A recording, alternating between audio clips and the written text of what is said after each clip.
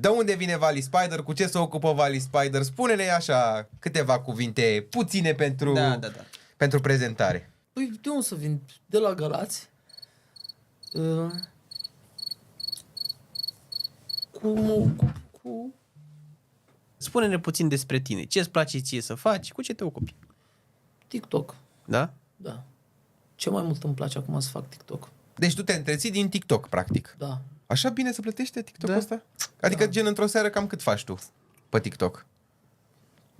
Fac destul. O seară bună data, ce înseamnă o seară bună data?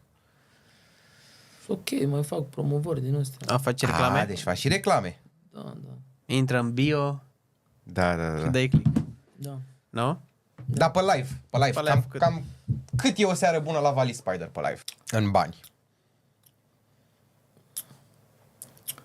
Păi, depinde. Acum am avut